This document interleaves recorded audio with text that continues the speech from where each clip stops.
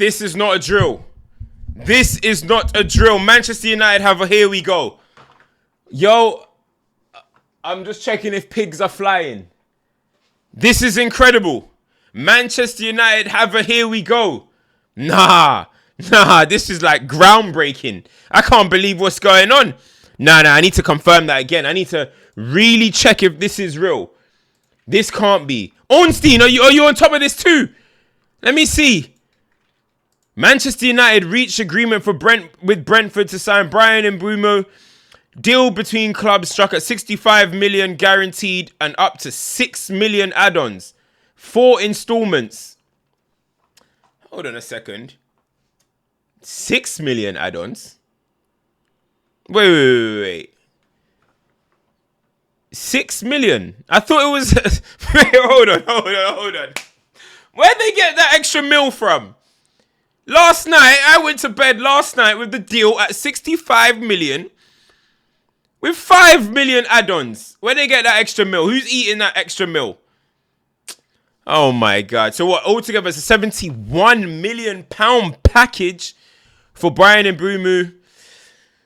And he only wanted Man United over 4 installments. Listen, I don't care about the breakdowns, 4 installments, blah, blah, blah. Manchester United have their man. And that's all that matters. Listen, people, it has been over a month of negotiations for this player. Now we can finally speak about this player as if he is a Manchester United player. We can finally speak about this player, about what he can bring to Manchester United Football Club. That is what we've wanted to do for over a month. That is what we have wanted to do for this whole period. The frustration. I have done 3 episodes of anger towards this football club, and we have finally tied this deal up. Now, and before I go into it, my frustration is, why did it take so long to end up basically paying exactly what Brentford wanted?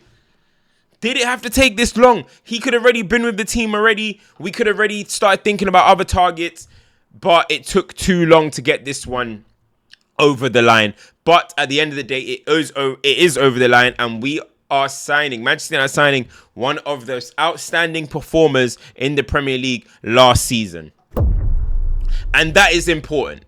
That is important because you guys know how much I speak about players that can come into the team and make an impact instantly and not waste any time. I don't have to talk about adapting to the pace. I don't have to talk about physicality. I don't have to talk about new environments. He knows what it takes to play in the Premier League and also have an outstanding season in the Premier League. So with Bryan Mbeumo, I think this is a good signing for Manchester United. Now, again, I'm going to speak about what it means for Manchester United in general, but him as a player is someone that I'm a fan of. I don't know if people are aware, he is clocked the top 3 or top 5 fastest players in the Premier League last season. And he's been that in the last 2-3 seasons. He's been up there for the speed. He has, I believe, the most crosses. He crossed the ball the most times in the Premier League last season, I believe it was. Let's have a look. Let me get it up. Bryan Mbeumo in the Premier League. Most expected assists, most crosses. So obviously it shows that his creativity, and he's also scored 20 Premier League goals. Now, the seasons before that, Mbeumo did score 9 and 9, I believe it was. I'm just going to get that up for you guys. He scored 9 and 9, but his underlying numbers once again was very good. Of course, he had Tony in one of the seasons, so obviously Tony's like the main man. Tony takes the penalties, etc. The season before, after that, he got injured. So his record, he got 9, 9, 20. Now, does that look like an outlier season, or is it an ascendancy? Now, that is what we are going to have to find out, and that is what we hope at Manchester United is an ascendancy. We hope it's a player that's now ready to reach his prime, to reach another level, and you hope that can happen at Old Trafford. Now, is there a guarantee with the way Manchester United are? I don't know. Manchester United, you just never know how a player is going to come and do. That's why I'm not sitting here and saying Mbeumo's an upgrade on Garnacho and Mbeumo's an upgrade on Rashford, because how many times have we sat here and said a signing, a player, there's an upgrade, and they walk into Manchester United and they look like absolute bums. That has happened so many times at Manchester United. So I'm not going to sit here and say upgrade and stuff. Do I think he's a better player than Garnacho? Yes, I do. But I'm not going to sit, or whoever is in our team. But I have to wait and see. With Manchester United people, we can't talk no more, bro. We can't talk no more. We can't gas it. We have to sit there and wait. I have to see it to believe it. And that is what I'm going to do. But I do think we're getting in a player that's direct, a player that has a lovely shift onto his left foot. He scored some spectacular goals last season. Some of them volleys that he scored. He sniffs goals. He's got an eye for goal. He's got instinctive finishes. This is a very good player that Manchester United are signing. And when you think about Cunha and you think about Mbeumo, that does excite you a little bit. It does make you think, okay, what's going to happen? Can they do something at this club? Again, 2 Premier League proven players combined between them. They had 35 goals. I don't know how many assists between them. But so it does excite you. 2 people with character as well. When I watch Mbeumo play, he has character on the pitch. He looks like he wants it. He's direct, as I'm saying. And I'm not saying he's a Mo Salah in any way, but I look at him in that kind of mold, like a baby Salah, should I say? He's got that kind of low center of gravity, but I'm not saying they're heavy, but they've got this kind of power to them. They've got the power. It's not like a fleeting foot player, but he's got that low center of gravity power to get a shot off. Both have that kind of like nice cross into the box, that little wand. So I do look at him in a way like that now. I'm not saying he's going to be Mo Salah. I'm not saying he's going to replicate what Mo Salah's done at Man United. You can never guarantee that. But I do think, and I am happy with the signing of the player, but it can't stop there. And that is the thing. Manchester United need a centre midfielder. Manchester United need a striker. Manchester United need a goalkeeper.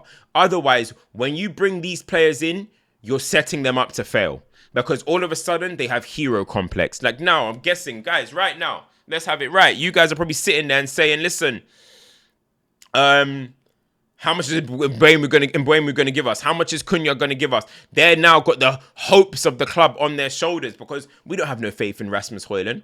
We don't have much faith in Xerxes. We don't have much faith in whoever.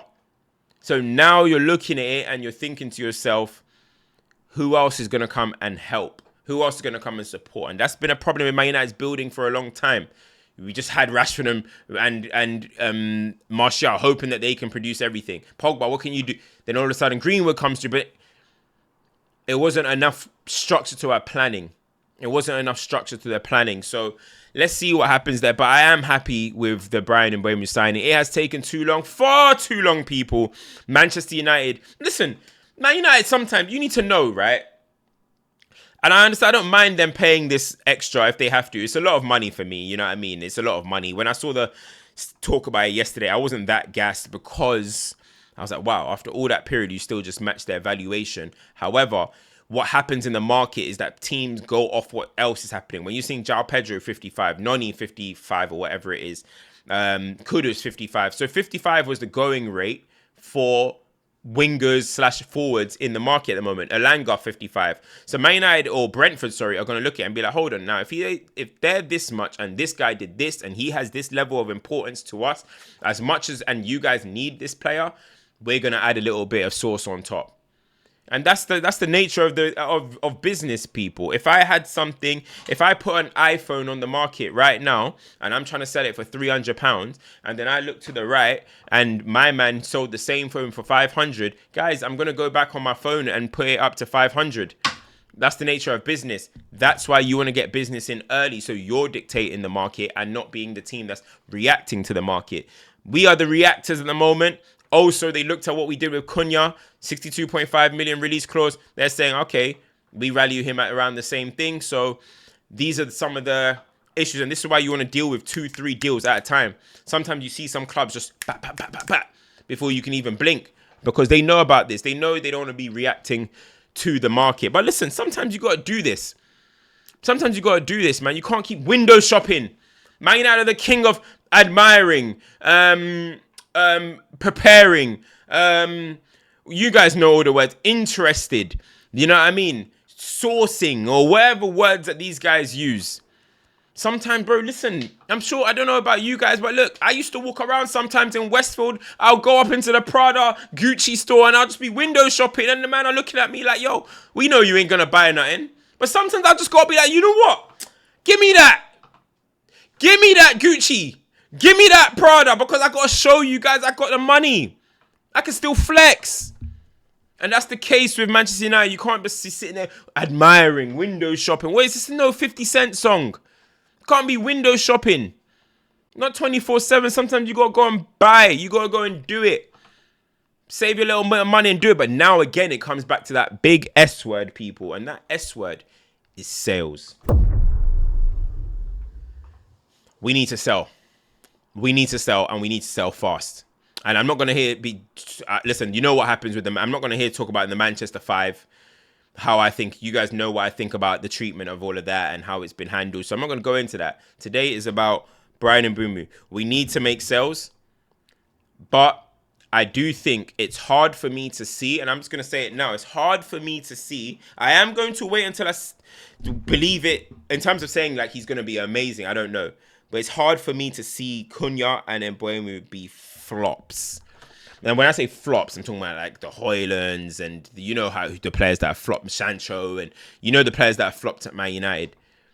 I don't think they'll be flops, but will they be optimal? Will they be maximized? Will they be utilized correctly? That's another thing. Because people are talking about Mbeumo is going to be in the right 10. I've never seen him play in the right 10. I've watched a lot of his highlights and he's good at back to play sometimes when he's playing up front as a 9, but I haven't seen what he's like receiving the ball on the half turn in tight, congested areas when the ball is getting fizzed through the midfield potentially. I haven't seen that. What I've seen him is brilliant wing play. I've seen him brilliantly get into the box, cut into the box, get into his left foot, sniff out goals, as I mentioned. I haven't seen him in this right 10 kind of mold. So I am waiting to see what happens with that. Is it going to be a 10 or is he going to be used kind of like how Garnacho was used? When you look at how Garnacho was used at Man United under Amorim, he was still playing as a winger. He was still wide. You know, Amad for me struggles in that. You would think when you think about Amad Diallo, you would think he'll be an amazing right 10. But for me, when he's that spare man on the wing, I've seen better for him. On the wing back, I've seen better offensive play than I have in the 10, in my opinion. Because it's not so easy getting the ball in the half-time. That is in congested areas. That is a talent. That is a talent. And it's funny because Jesse Lingard, probably in the recent years, probably the best player at Man United that has been able to do that. He was fantastic at receiving the ball in the half-turn in congested areas. Another one that's really good at that is Mason Mount. But it doesn't mean that they're going to be great in that role. So, listen, I think I need to see Mbeumo in that role. Cunha, I believe, will do it. I think he's used to it. He's come from a formation like that. I know Mbeumo's also played in a formation where it's 3 at the back, but he usually is playing up top when that's the case. Thing that's good about him is he has the versatility that he can play on the right and he can also play up front. So there might be occasions where Rasmus Højlund or Xerxes, they're frustrating us. Cheeto, we don't know. And Cunha's up top on the 9. And then all of a sudden it's Cunha, Xerxes, and Mbeumo, or Cunha, Mbeumo, and Amad, or maybe Mbeumo goes up front and Cunha's behind. With that adds a little bit of positional versatility, which is good for us. So yeah, man, but I still think Man United need to sign a centre midfielder. I would have signed 2 centre midfielders, but anyway, don't think we're going to do that. A goalkeeper, 100%. As I said, Onana's injured, and Onana has been bad enough, let alone with a dodgy hammy. And who else is there, guys? And a number 9. Need a number 9. Nico Jackson in the market. You guys are threatening me in the chat saying, oh, chill out with that Nico Jackson talk. But all I'm saying is on a loan. If we can try get him on a loan, why not? Excellent relationship with Chelsea and all that. Why not? But my first choice is probably Watkins. I want him Mateta, but that doesn't seem like it's going to happen. So, guys, make sure you like, share, subscribe, turn your notifications on. It's your boy CultureCams, bruv. We finally made a signing. Oh.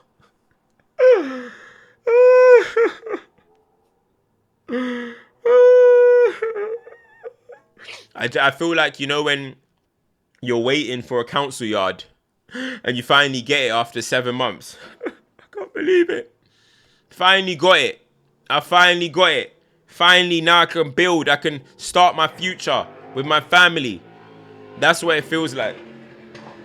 Look at these people, man. How disrespectful. Did they not know that I'm doing a video? Do they not know I'm doing a video? But anyway, guys, man, let me know what you think about this signing. 71 million, is that overpay? I would say it's probably about 8, 9 million maybe overpay, but it's 4 installments. We have to hope he bangs, because if he doesn't bang, those installments become a frustration. Same thing that happened with Sancho, same thing that happened with Højlund, same thing that happened with there's somebody else that we signed and we're still paying their installments when they have been meaty and they've been finished, and some have even gone alone and left it. We're still paying their installments. So that is the danger about installments, but it's a breakdown. I think it's like 16 million in the first window or something like that, and then we go from there. So nowadays you got to know every single bit of the breakdown, which is kind of annoying, but it's important, I guess. Let's see what else is said. Now listen, guys, before I go, actually, we're gonna have to start getting to that point where Amorim is getting his players. He's kept some players that he wanted to keep in Casemiro. In Bruno. He's got Mbeumo. He's got Cunha now. He's got Dorgu, guys. Who else is there? Of course, he's happy with Ahmad. He wants to keep Ahmad. So these are some players that we are getting there. So now we got to have some expectations. Guys, I need to see better. You look at Man United's team on paper, it's not great, but there is some decent players in there maybe that can still work. There's a bit of players that I'd keep. Yoro, Heaven, Kobe Mainu, which Amorim hasn't found a role for. And Mbeumo, Cunha, Ahmad, who am I saying? Bruno, that's his go-to. So there's some guys in there, right? Bruno Fernandes. Who else is there? I can't even think of anyone right now. But guys, you know what I'm trying to say. We has to get to a point where Man United needs to have some expectations. Now, I ain't saying Man United are going to get top 4. I ain't even thinking about that. But all this 15th, bottom half stuff, I'm sorry, that can't run next season. That cannot run next season. So, guys, we'll talk about that more, I'm sure. But Manchester United have made a signing. You save me. You save me. Thank you, Jesus. You save me. Oh, you saved me. Gave me a second chance. You saved me. You saved me. I just clocked who made that song. I just clocked who sang that song. All right, let me end this video, man. I completely forgot. I'm out, man. Guys, hit the likes, share, subscribe. I'm out. Peace.